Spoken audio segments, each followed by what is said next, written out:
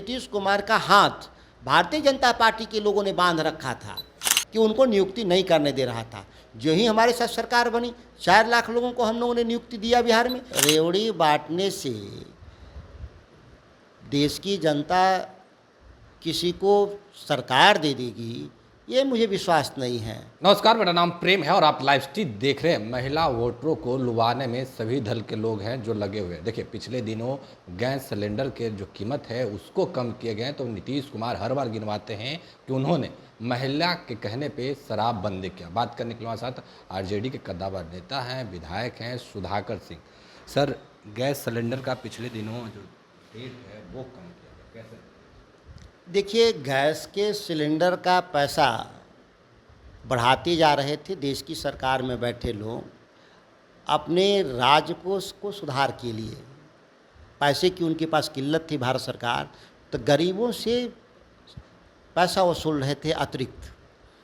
तो ये चुनावी साल में भारतीय जनता पार्टी के द्वारा थोड़ा सा पैसा घटाना कोई बड़ा मायने नहीं रखता। आप 100 रुपया बढ़ाते हैं और लोगों के दबाव में 20 रुपया घटाते हैं, फिर भी तो 80 रुपया बढ़ा। 488 रुपये का सिलेंडर आज 1000 रुपये से ऊपर बिक रहा था, 1100 रुपये से 1100 रुपये से ऊपर बिक रहा था, और उसमें से आप 200 घटा रहे हैं। तो इसको घटा हुआ क्या माना जाएगा? घटा हुआ तब माना जाएगा जब वो 488 का 500 का सिलेंडर आप 500 में दीजिएगा, तब हम लोग मानेंगे घटा हुआ। आप तो पैसा ले करके हमारे ही इस एक पॉकेट से पैसा निकाल करके और उसी में से कह रहे हैं कि थोड़ा छूट हो गया। इससे बिहार की जनता और देश की जनता इस दिग्भ्रमित होने वाली नहीं है। ख़ासतौर से महिलाएं परिवार की रीढ़ होती हैं और मितव्ययी होती हैं। उनको एक एक पैसे का हिसाब मालूम होता है, परिवार कैसे चलाया जाता है, गरीबी हो अमीरी हो, लेकिन जो उनके तरीके हैं महिलाओं के वो परिवार चलाने के, वो सनातन से हैं, उसी जरिए चलते हैं। इसीलिए मेरी मान्यता है कि भारत सरकार को कम से कम 300 और घटाना चाहिए, तब हम लोग मानेंगे कि आपने रेट घटाया। क्या लग रहा है 24 के चुनाव में इस रेट का फर्क पड़ेगा? 24 के चुनाव में कोई फर्क नहीं पड़ेगा। ये रेवड़ी बांटने से देश की जनता किसी को सरकार दे देगी, ये मुझे विश्वास नहीं है। देश की जनता को मालूम है कि मेरी भलाई कहाँ है, किस तरीके से भारत की सरकार ने महंगाई बढ़ाया है, किस तरीके से किसानों की आमदनी घटाया है, किस तरीके से नौजवानों को के भविष्य के साथ मजाक किया है इस देश में, किस तरीके से देश में नई शिक्षा नीति से छात्रों का भविष्य बर्बाद किया है। ये तमाम ऐसे बात हैं जो सभी लोग जानते हैं कि ये जो भारत की जो सरकार में बैठे लोग हैं वो अडानी और अंबानी के एजेंट लोग हैं, और इन लोगों को सत्ता से बेदखल करना है। केवल इस देश में किसी को फ़ायदा हुआ है तो अडानी और अंबानी को फ़ायदा हुआ है कि ये लोग 5-5 लाख करोड़ वाली कंपनियां आज ये 20-20 लाख करोड़ की कंपनियां हो गई। देश ने जो पैसे सृजित किए वो सारे पैसे किसके पास चले गए? आम आदमी के पास नहीं, वो सारे पैसे चले गए अडानी और अंबानी के पास। ये बात जनता देश की समझ रही है। सर, एक सवाल रहेगा, जिस तरीके से आप लोग सरकार में हैं, बिहार सरकार में, पर आप लोगों ने नौकरी का वादा किया था, इसको लेकर अब बीजेपी के लोग हैं जो सवाल खड़े कर रहे हैं कि कितने नौकरी दिए, बल्कि नौकरी दिए नहीं और जो छात्र हैं उनको बाहर से बुला रहे हैं, और बिहार के बच्चे हैं जो दूसरे राज्य में जा रहे हैं। भारतीय जनता पार्टी को अपना हिसाब देना चाहिए कि 10 साल सत्ता में उनको देश में हो गया और प्रति वर्ष 2 करोड़ लोगों को नौकरी देने का आश्वासन देके नरेंद्र मोदी की सरकार बनी थी देश में। इस 10 सालों में 20 करोड़ लोगों को रोज़गार अगर भारत की सरकार और भारतीय जनता पार्टी दे दी होती तो क्या देश में कोई बेरोजगार बचा होता? नहीं बचता, सबको रोज़गार मिल गया होता। लेकिन हम लोग तो आए ही थे 10 लाख लोगों को सरकारी नौकरी के नाम पर, और आज हम 4 लाख सरकारी नौकरी दे चुके हैं एक साल के भीतर। यहाँ पे रोकेंगे आपको, पर बीजेपी के लोग कह रहे हैं कि जो हम लोगों ने काम किया था, जो एनडीए के सरकार ने काम किया था बिहार में, जिनको नियुक्ति पत्र मिल गया था, उन लोगों के ही आप लोगों ने नौकरी देने का काम किया। ये बात एक समझना है कि भारतीय जनता पार्टी के लोग तो हमेशा से ही देश भर में नियुक्ति रोक रहे हैं। जो हमारे विज्ञापन निकलते हैं आपने देखा होगा कि टीवी सीरीज रवीश कुमार ने एक लंबा सीरीज निकाला था देश में कि जिनकी बहाली के लिए 4-4 साल 5-5 साल पहले विज्ञापन निकाला, यहाँ तक कि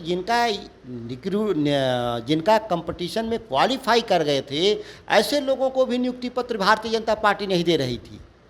मैं जब कृषि मंत्री बिहार में था तो मैंने बिहार में किसान सलाहकारों के 1500 पद बिना प्रचार का, मीडिया में बिना कोई बयान दिए, मैंने 1500 किसान सलाहकारों पे हस्ताक्षर कर दिया, उनकी नियुक्ति हो गई बिहार में। पहले ही से पेंडिंग पड़ा हुआ तो सबको मालूम है, लेकिन हमारे ज़माने में बेरोजगार नहीं न हो रहे हैं, वो आपके ही ज़माने के बेरोजगार हैं, आपके ही ज़माने में नियुक्ति आपने नहीं किया जिसको हम आज कर रहे हैं। तो आपको कौन रोका था? आप तो बिहार में 17-18 सालों से सरकार चला रहे थे। इससे जाहिर हो रही है कि नीतीश कुमार का हाथ भारतीय जनता पार्टी के लोगों ने बांध रखा था कि उनको नियुक्ति नहीं करने दे रहा था। जो ही हमारे साथ सरकार बनी, 4 लाख लोगों को हम लोगों ने नियुक्ति दिया बिहार में, और आने वाले 2 सालों में हम 6 लाख नियुक्ति करके दिखाएंगे बिहार को, एक एक हिसाब दिखाएंगे। इनके अफवाह फैलाने व अफवाह वीरों को ये चिंता हो रही है। आप देखे होंगे कि तेजस्वी जी का देखा देखी नरेंद्र मोदी भी दिल्ली से आजकल 25,000-50,000 लोगों का नियुक्ति पत्र बांट रहे हैं। भाई क्यों? पहले क्यों नहीं बांट रहे थे? अब ये चुनाव आ गया तो अब बांटना शुरू कर दिए। इससे देश की जनता दिग्भ्रमित नहीं होगी। वह 20 करोड़ जो रोजगार देने की जो बात थी उसका हिसाब देश की जनता लेगी भारतीय जनता पार्टी से। इस भय से बिहार में तरह तरह के उनके नेता बयान देते हैं। पर नीतीश कुमार पे आरोप लगा रहे हैं कि नीतीश कुमार के शासनकाल में 3 से 4 करोड़ लोग बिहार से बाहर चले गए, पलायन कर गए। नीतीश कुमार के राज में गए कि भारतीय जनता पार्टी के राज में गए? जिसके साथ 18 साल से बिहार में सरकार चला रहे थे, अगर लोग बाहर जा रहे थे तो ये भारतीय जनता पार्टी के लोगों ने क्यों नहीं बोला? और भारतीय जनता पार्टी के लोगों ने क्यों नहीं विरोध किया कि बाहर जा रहे हैं लोग? बेसिकली सत्ता से भारतीय जनता पार्टी बेदखल हो गई है, इसीलिए इस तरह की बातों को रख रहा है। कौन नहीं जानता कि बिहार में पलायन है? ये कौन नहीं जानता कि ये पलायन 70 ऐतिहासिक रूप से देश की आज़ादी से पहले से लेकर अब तक है। सबको मालूम है कि बिहार के ही लोग 19वीं सदी के उत्तरार्ध में मॉरिशस, गुयाना जैसे देश बसाया बिहार के लोगों ने। ऐसा नहीं है कि माइग्रेशन कोई नया है, लेकिन ये भारतीय जनता पार्टी के लोगों को जवाब देना होगा कि आपने क्या प्रयास किया इनको रोकने के लिए। क्या लगता है नीतीश कुमार के हाथ रुके हुए थे, बीजेपी के लोग काम नहीं करने दे रहे? निश्चित तौर पर ये भारतीय जनता पार्टी जो धन्ना सेठों के जो एजेंट हैं उनके दबाव में नीतीश कुमार ऐसे कामों में रुके पड़े हुए थे।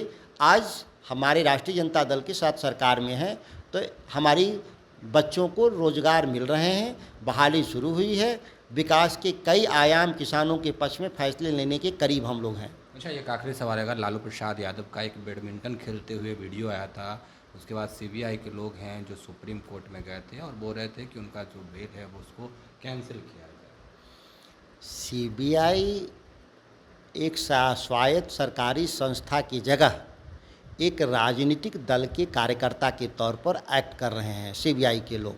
दुर्भाग्यपूर्ण है, उनको न्याय देखना है। बेल मिलता ही है लोगों को स्वतंत्र जीवन जीने के लिए।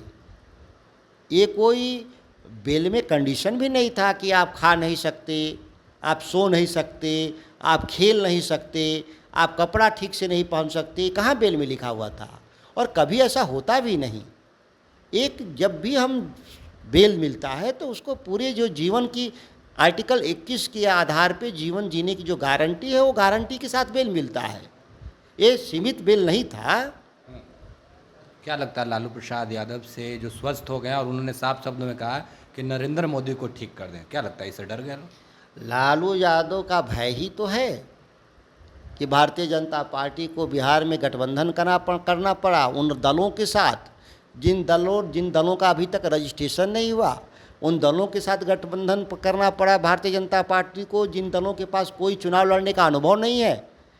ये लालू प्रसाद जी का भय है कि देश भर में भारतीय जनता पार्टी नरेंद्र मोदी को 38 दलों का एक गठबंधन बनाना पड़ा। वो 38 दल में आधे के पास रजिस्ट्रेशन नहीं और आधे तो चुनाव ही नहीं लड़ते। ये लालू प्रसाद जी का भय है। तो चलिए, आरजेडी के कद्दावर नेता विधायक सुधाकर सिंह थे, क्या कुछ कह रहे थे वो आपने सुना है। बाकी की तमाम खबरों के लिए बने रहे लाइव स्ट्रीट के साथ। धन्यवाद।